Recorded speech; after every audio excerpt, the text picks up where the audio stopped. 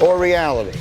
Well, for Greeny, me personally, it is fantasy. I'm taking Bijan Robinson, but I would say this is like if you had the chance to flip a coin 100 times, it might land on heads 52 times and tails 48 times. So it's not that I feel decidedly different about Jahmyr Gibbs and Bijan Robinson, but I would take Bijan number one overall for the simple reason that over the past 2 seasons, these two guys in their apex as players, Bijan Robinson has had more games with 20 plus fantasy points than Jahmyr Gibbs, and fewer games with 10 or fewer fantasy points. Now, circumstances have changed for each of them this year. Neither of them has a legitimate backup running back behind them as they did the past couple of seasons, but it's splitting hairs. I lean towards Bijan Robinson. The data on ESPN.com has told us that clearly drafters prefer Jahmyr Gibbs, as his ADP is 1.5 overall, 2.5 is Bijan Robinson's ADP as of right now. Yeah, I think people maybe have more faith in the Detroit offense to score touchdowns than the Atlanta offense to score touchdowns. The Lions last year, it's almost like a season that didn't even happen. Yeah. They went from being great to like just completely forgotten about. They finished last in the division. Are they a team that we should be paying more attention to? Absolutely. They're going to have one of the easier schedules in the NFL this year.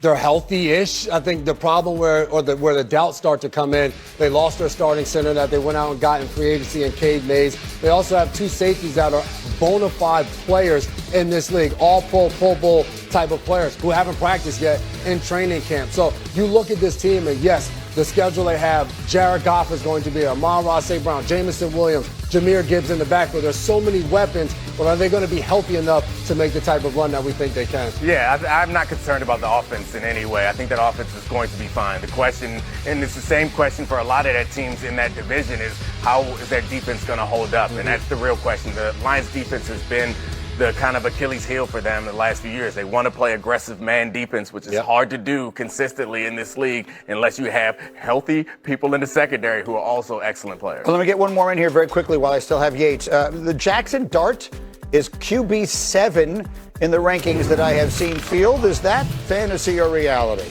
That's reality, Greeny. It actually might be too low on Jackson Dart, who last season tied a record for the most consecutive games by a rookie quarterback with a rushing touchdown. The Giants eventually pulled back on his rushing because he was so frequently being checked for a concussion in the blue medical tent. But this is John Harbaugh's team now. He just coached Lamar Jackson. He knows the value of a dual threat quarterback. And Jackson Dart, just go ask the Denver Broncos. He can carve you up with his arm. He didn't do so with a great supporting cast last year. Malik Neighbors being healthy makes it a better supporting cast going into 2026. We touched on it, Graziano, a little bit earlier, but it is trending towards Malik Neighbors. No one is saying it directly, but it is trending towards him being ready when the season begins. Yeah, he has come quickly throughout training camp. They've been very impressed. It was a surprise. Go back to late July when they didn't put him on PUP to start training camp. That indicated that the time he'd spent rehabbing in late June, early July had been incredibly productive. And then seeing him out there yesterday without the red no contact jersey, that's a significant step forward. It is very possible that they'll have Malik Neighbors early in the season, possibly week 1, and that he'll be a lot closer to the version of himself we saw before he got hurt last year. That would be massive for the Giants. And then a final one that I'm ad-libbing right now for you, Field Yates. Who is the HRJ this year? Who is the highest rated Jet on fantasy boards? Wow, where are you going there? The answer is Breece Hall, Greeny. Breece Hall, who, of course, is perhaps a touch uncertain to play in week 1, although Aaron Glenn continues to say with confidence that he does expect him to be ready. It is Breece Hall who, the downside for Breece Hall is, of course, that touchdowns are going to be harder to come by in this offense, but it is a legitimately good offensive line, and he is an incredibly talented running back. He's my RB16 overall. All right, Field Yates, one else does. Yates working through this marathon. Graziano has put his shirt back on. J-Mac and Neek are here. We are rolling along. And so, Yates, we're going to play a little game this morning called Fantasy or Reality. We'll start with this. Patrick Mahomes is being ranked as the 15th best fantasy quarterback. Yates, is that fantasy or reality? That is fantasy only, Greeny. To be very clear, nobody is saying Patrick Mahomes is anywhere close to the 15th best quarterback in the NFL. I have him a little bit higher in my fantasy rankings, but that number 15 ranking overall is not that crazy of a thought. And there's a very specific reason. Greeny, you may recall that last year Patrick Mahomes was running for his life. As a matter of fact, He scored the 4th most fantasy points per game of any quarterback last year, just using his legs. He's now coming off of a major knee injury. Patrick Mahomes will not be running nearly as much in 2026 as he did last season. I think a lot of people kind of down on him and down on the Chiefs and forgetting about. It's amazing how quickly we move past things. What do you think of this? I think the big question is, will Cyrus Allen, their rookie receiver, continue to play as well? As well as he has in the preseason, because they need that weapon. I think if Simmons is healthy at tackle and Walker can have a rushing attack, it takes the pressure off Mahomes. If you ask Mahomes to make big plays here and there, and Allen steps up. And they need to hit on defense. Peter Woods and Mansour Delane on defense. If those two draft hits hit, I think this team can be competitive. There's a lot of ifs and ands. So many ifs and ands. So many. But Greeny, I don't think it's as much doubt on Patrick Mahomes himself. I think it's more doubt about the cast that surrounds him being so similar to what we saw a season ago outside of Kenneth Walker III. And I agree with you on Cyrus Allen. We're talking about a rookie 5th-round receiver being able to be an impactful player on the offensive side of the ball for them to be explosive and be the team that we've seen them be in the past. Graziano, what sense are you getting out of there? You did that tour. You're talking to him and everybody else. What sense are you getting about Mahomes as he gets set to play on that Monday nighter against Denver? Yeah, all indications have been positive so far. I don't know if he's going to play in that last preseason game. My guess is probably not, but they feel like he's been able to do everything they've asked him to do. It's pointing toward a week 1 return, even though the Chiefs haven't come out and said that.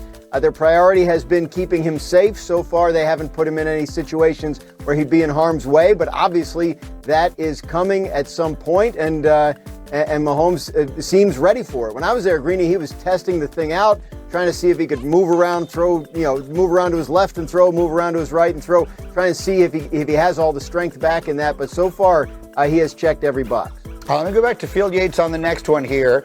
If I said, if you have the number 1 pick in your love, the LaFleur brothers are preparing for joint practices tomorrow between the Packers and Cardinals, and Matt is ready to welcome his little brother, Mike, to Green Bay. If there's an issue, I'm going to tell the guys, hey, you come tag me in. They can tag in my brother, and we'll throw down on the 50. Okay. I like that. This is a football coach's way of settling business, I guess. I like that. If you and your identical twin brother, Devin, were to get tagged in and meet on the 50, who's walking away? Are we really asking? I hope Dev is watching. I would whoop on the 50-yard line. Let's go. Let's go. He has no Let's go. in that type of fight. The people in New England knew when I got there. There was somebody that needed to shut Devin McCourty up. Just tag me in. What do you think of that? Oh, I'm on. Someone J-Mac. text Devin. Team J-Mac, let's do it. Someone text Devin. I need to make. In fact, we need to do this. Let's make this happen right here in the studio. We need the McCourty brothers to go at it. If it happens, yes, we got to jump in. No. And it's a team. We're a team, Greeny. We are a team. We are a team, Greeny. Don't jump in. If the film, we got film afterwards. We are picking out the people who faded to the background, Greeny. Right, and I'm one of those people. I will, assuming by we you mean you, and we will absolutely jump in. All right, let's run the hurry up now. We got news all around the National Football League, and we got Graziano to give it to us. Dan, the Giants, what is the latest on Malik Neighbors? He was out at practice yesterday without the red no-contact jersey that he's been wearing all through camp. So that represents a step forward in the work that they will allow him to do in practice. All the reports since training camp started on Malik Neighbors have been positive.